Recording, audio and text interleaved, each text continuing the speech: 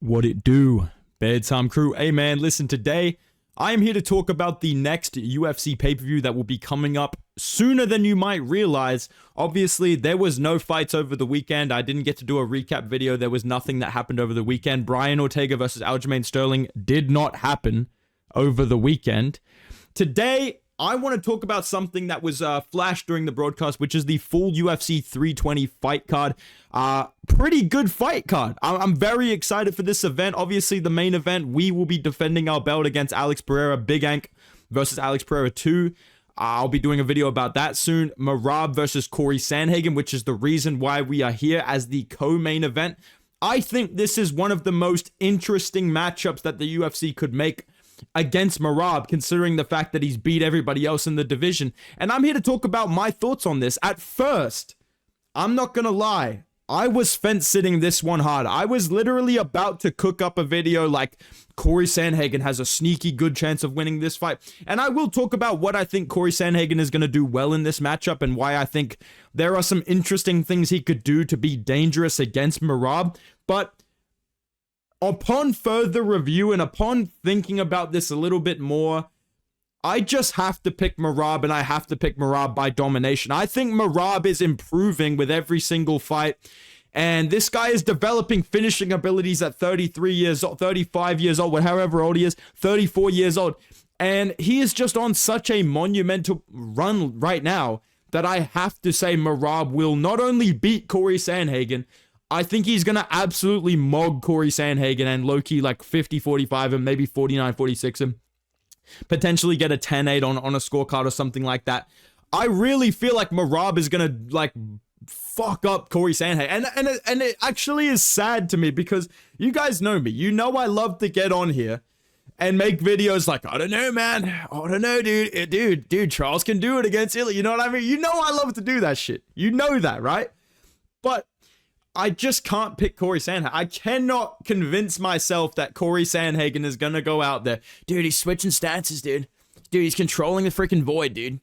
This ain't fucking Thunderbolts, bro. There's no void movement. There's none of that shit. I just think Merab is going to get in this guy's face. He's going to ignore his fucking stance switching. He's going to overwhelm him in the boxing, land good shots. And I will talk about the striking matchup of these two as well as the grappling. And I think he can physically bully Cory Sandhagen around, get on his back, knee him in the thigh, push him around, threaten submissions, emote on him, beat him up with ground and pound. I just think Merab is going to drown Cory Sandhagen and beat him up. I'm not picking Cory Sandhagen. I'm not even going to get on here and be like, I don't know, man, Cory has a good chance. I think Merab is going to have his way with Cory Sandhagen. I think it's going to be a dominant decision. I don't think it's going to be a finish because of the way that Cory Sandhagen fights and because of the way that Merab literally has like a 10% finishing rate, like dead ass. Like, I'm not going to pretend this guy's all of a sudden fucking Khabib in his prime or something like that. But yeah, I'm feeling pretty confident that Merab is going to win this fight by like dominant decision. I will say this for Cory Sandhagen. There is some things he can do on the feet that are interesting to me in terms of him being dangerous against Merab and him, you know, deterring the takedown threat and not letting Merab get comfortable on the feet. And I think O'Malley did a really bad job of making Merab uncomfortable on the feet, especially in their second fight. I think O'Malley was way too overthinking this matchup and just so fearful of being taken down, so fearful of the wrestling of Merab as opposed to the overall grappling that he was completely focused on. I cannot get taken down. I cannot let him touch me. I can't. Okay, pause. Holy fuck. I can't, you know, I can't let him get a hold of me at all. That it just shut down his striking completely. I don't think Cory Sandhagen is going to do that. I don't think Cory Sandhagen is built like that, bro. I don't think he has Tim Welch in his corner. Beautiful round, Cory. It's almost over, bud. It's almost over, all right? I don't think he's like that.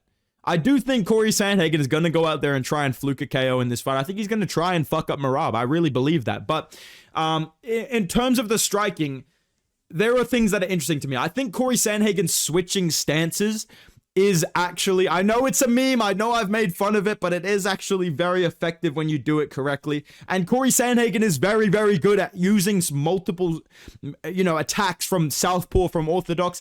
And one thing I've noticed about Merab, and you can have this is free game. Tim Welch, if you're watching this is free game for when Mario Batista fights Merab. When people go southpaw against Merab, his activity level drops off a fucking cliff. When you watch him fight Sean O'Malley the second time even, when you watch him fight other people like Henry Cejudo and these other guys, when they switch stances against Merab and they go southpaw, his wrestling slows down. Anyone that wrestles knows this. You have a stance that you prefer people to take people down from, right? Like you are mostly used to taking people down when they're orthodox.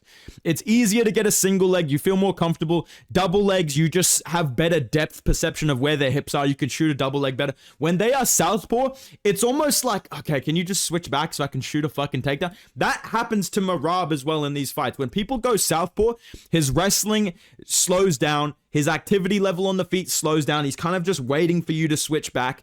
And I think that's something that Cory Sandhagen can use to his advantage because he is dangerous from southpaw. He is very quick and wiry. I think he can blast good inside leg kicks. I think he can use the body kick, maybe threaten that flying knee when he goes southpaw, because that is probably his best chance of knocking out Merab is with a flying knee or a fucking head kick or something like that. But even then, this little blockhead is tough, dude. This kid's a problem at bantamweight, man. So I think the southpaw stance for Cory Sandhagen is a big weapon that he can use in this matchup that I think he'll do a little bit better than Sean O'Malley in the last fight, which is not that hard, to be honest. Sean did kind of get mogged. I love O'Malley, but I have to be real. He got fucking destroyed in that fight. And I think even in the grappling, the difference is Sean O'Malley's strategy and his mindset against Merab and against Aljo, which I think worked really well against Aljo because of the immediate threat of ground and pound and submission. When Aljo takes you down, he is going to stay there. Sean O'Malley went into both of those fights saying, the floor is lava. I can't get taken down. I can't let him get a hold of me. If he takes me down, I'm fucked. That's basically how he approached those fights. And it worked against Aljo. It didn't work against Merab. Cory Sandhagen is not like that. So I feel like it's going to be the inverse, where he gets destroyed by Aljo because he's like, yeah, fuck it, let's grapple, and then just gets choked out. But against Merab, I think Cory's more dangerous when he's taken down than some of these other guys at bantamweight. I think he has submissions from the guard. He has good triangles, good arm bars off his back. You don't want to be relying on those in MMA. We saw my boy T-City trying to fluke a sub this weekend, getting pieced up by fucking 40. Oh my fucking God, bro. I'm sorry that I was away cornering my teammates. 5 wins, by the way. I was away cornering my teams. We won a belt, by the way. 4 finishes. We won a belt. 5-0 team. I fucking love my boys. Shout out to my boys. I couldn't make a video, but holy fuck. Brian Ortega is a perfect example of this, of people that just lay on their fucking back after getting pieced up the entire fucking fight by 40-year-old Aljo. By fucking blob, lightweight, short notice Aljo. Just get fucking pieced up and calf kicked at range. And even Aljo, I'm not even giving Aljo that much credit because that fight was boring as fuck and he ran away in round 4 and 5. Literally Yusuf Zalal maxing. And the only reason people are praising him is because I picked Ortega. People come into my comments, dude, your boy just got schooled. Fuck you. Okay? Fuck you. But what I mean to say is Cory Sandhagen, as opposed to Sean O'Malley, will try something off his back. The problem is he going to spend too much time on his back? If he spends an entire round on his back against Merab, trying to roll for legs, trying to throw up the armbar that he got Mario Batista with, that's going to be a problem for him. He's going to get fucked up. He's going to get hit with ground and pound. He's going to get mogged. He's going to get tired. He's going to lose rounds. He's going to look like fucking Kai Kara France out there just getting mogged in the grappling. I think that if Cory Sandhagen off his back rolls for a leg lock and then tries to get up, or, you know, looks for a triangle or an armbar, as soon as he gets the chance, scramble up to your feet. If he does that, which he has the ability to do, that will make him very hard for Merab to beat. Right? And I think about the fact that he's very good at attacking the body, attacking the legs from both stances, and the fact that he can do that without as much fear of being taken down. Obviously, I think he doesn't want to get taken down in this fight. I know that's a sky is blue level take, but Cory Sandhagen, at least he does have grappling off his back. At least he does have a great ability to scramble. We saw it in the Umar Nurmagomedov fight. He has a great ability to fight hands. So I think that Cory Sandhagen can be dangerous if he's using that southpaw stance, if he's threatening that flying knee from southpaw, if he's looking for submissions off his back to get back up to his feet, right? If Merab does the work of getting back up as opposed to Cory, either to run away from a leg lock or to, you know, try and pass the guard from a triangle, and Cory just turtles up, runs, gets up to his feet, you know what I mean? That might be something where Merab is working harder than Cory Sandhagen. But again, I just can't, like, Merab doesn't give a fuck about any of this, bro. Merab's on EPO. Merab is a fucking demon. It doesn't matter. It literally does not matter.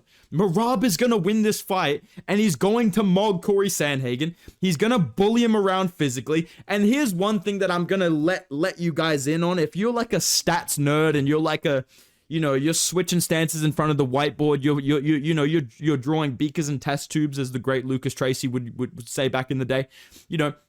If you're one of these outside foot battle guys, it's like, bro, the way that Yoshimo Khadija or whatever the fuck, like these random jobbers in fucking Ryzen or whatever, you're glazing these guys. I'm here to tell you some cold hard facts that are going to hurt your feelings, dude. Merab has improved as a striker, and I think he's going to outstrike Cory Sandhagen in this fight. He's going to outbox him. He's going to mog him. He's going to get in his face. Technical ability does not matter in the UFC. You genuinely just have to walk forward and emote and just have forward pressure and momentum and have the wrestling threat, and you will outstrike someone that's a better striker than you. And by the way, the striking defense numbers, both of these guys, their striking defense numbers, 56%. Sub attempts, Sandhagen by sub, bro. 0.29 per minute for Sandhagen, 0.30 for Merab. So technically speaking, Merab has a better chance of subbing Cory than Cory does. And Merab actually gets hit less statistically than Cory Sandhagen in terms of strikes absorbed per minute, based purely on the fact that he has the wrestling threat. He mixes in takedown attempts, not trying to wrestle you, but just trying to get you tired, get you to drop your hands to get rid of him. Boom, then he lands a couple hooks up top, runs off again. That's what I think is going to happen. Cory Sandhagen has great defense on the ground. He does get taken down, though. Like, his takedown defense, I'm pretty sure it's like 56% or like 63%, somewhere in that range. Whereas Merab is a fucking nightmare to wrestle with, offensively and defensively. He's never going to get tired in a scramble. He's not going to slow down like Umar Nurmagomedov. He's going to be landing punches. No matter what position he ends up in, he's going to end up on top and he's going to start landing punches. Sandhagen does a really good job of getting back up from takedowns and kind of like nullifying the submission threat or the, I guess the mat return threat or maybe ground and pound. He fights hands really well from the back. I do think that he gives up his back way too much when he wrestles. Like against Aljamain Sterling, he let go of a full underhook to turn away and just gave up his back, got submitted straight away by Aljo, right? And maybe he's improved since then. We saw against Umar, he had a lot of time where Umar was on his back, and he did a great job of going 2-on-1 grips to defend that, fighting the hands, just nullifying Umar's ability to have his hips above Cory's, which is what you need to win a scramble. You need your hips above them, right? But in this fight, none of these rules apply to Merab. Do I seriously have to say, Merab will just mog his way through this. He will just out-scramble Cory. He will beat him up with ground and pound. And I really think in this fight, he's going to give up his back a lot of times to get up, and Merab's just going to control his back. Big slam, mat return, get on his back, land some ground and pound. Cory scrambles again. Merab just floats over the top, more ground and pound. I really feel like Merab is going to be on that back body lock, kneeing him up against the cage, just like the first O'Malley fight, mixing in ground and pound, emoting, landing some hooks, breaking away, making Sandhagen miss, frustrating him, getting him a little bit damaged, a little bit of a black eye, red in the face, start to beat him up, build, start to land some kicks at range, start pointing. I just think that the physicality and the damage ability of Merab when he is getting on a roll, and when you are someone that is so concerned with, I need to make sure that I'm fighting 2-on-1 grips, I need to make sure my hands are here. The biggest way to stifle all of that and to put you under pressure is damage, like punches to the face, big slam, something like that, where you have to go straight away.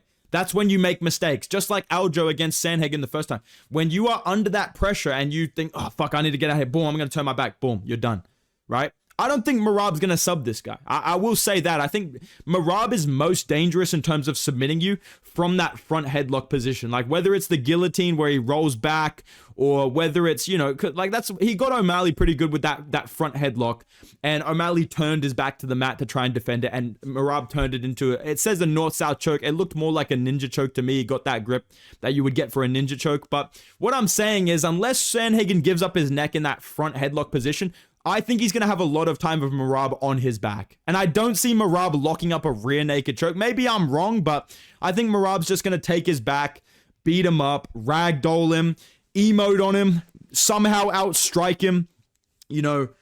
make him miss a lot more times than Sandhagen is expecting to.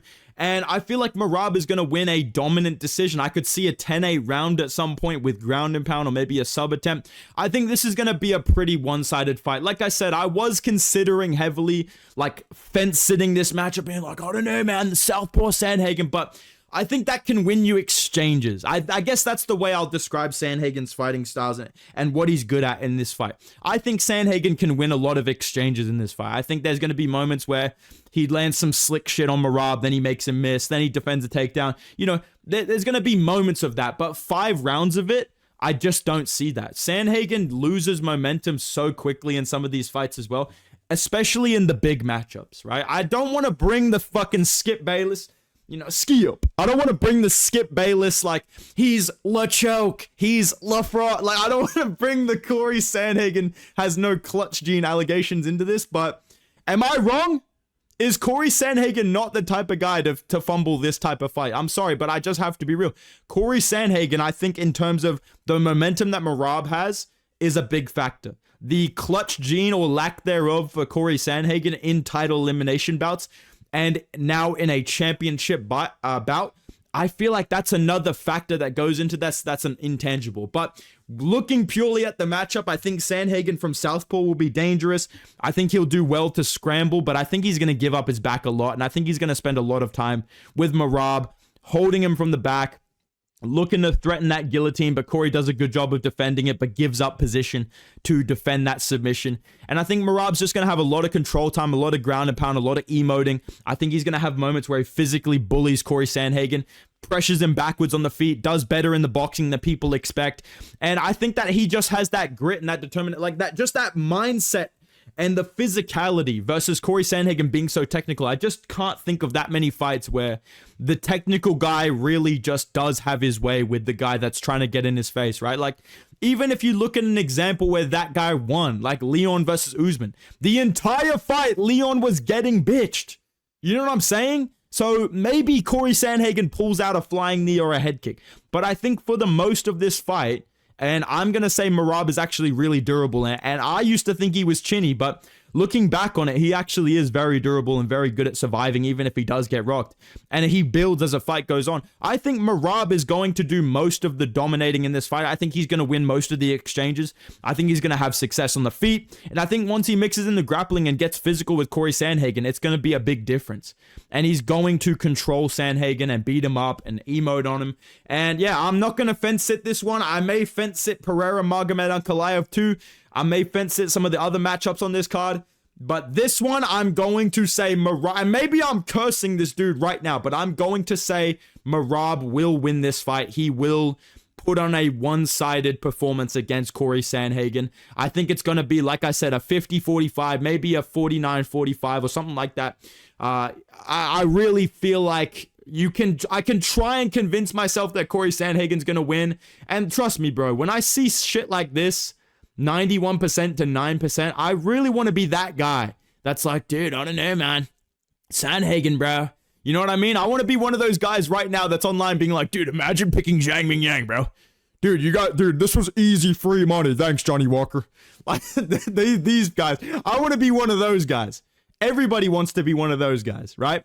But I just can't lie to myself, and I can't lie to you guys. I can't be like, dude, I don't know, man. Sandhagen, bro. I got a feeling, bro.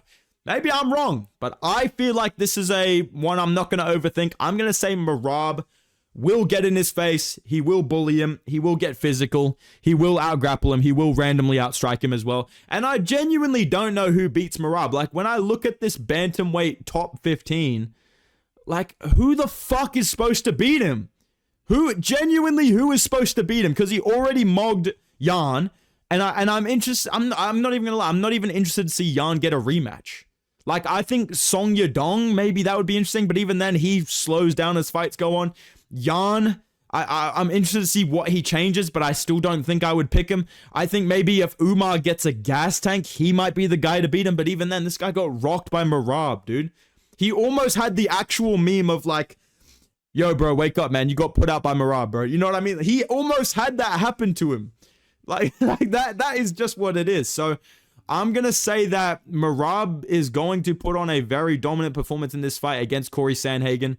I'm rooting for Sandhagen. I hope he does better than I expect. I hope he proves me wrong. I think it would be a cool story to see him win the belt, but I just think Merab's better. I think Merab is more aggressive, more proven in these moments, and more physical. And I think that really is a factor that it comes down to when both guys are elite level fighters in the bantamweight division. Like this upper echelon, they are all elite. So the guy that's tougher, the guy that's more willing to get in a scrap, the guy that's got better cardio, whatever it is, that's the guy that I pick. So this is my thoughts on Merab versus Cory Sandhagen. Again, I just want to apologize that I couldn't do a fight recap for UFC Shanghai. I was away from home cornering some teammates. Like I said, I'm very proud of my team. They went 5-0, so shout out to my boys.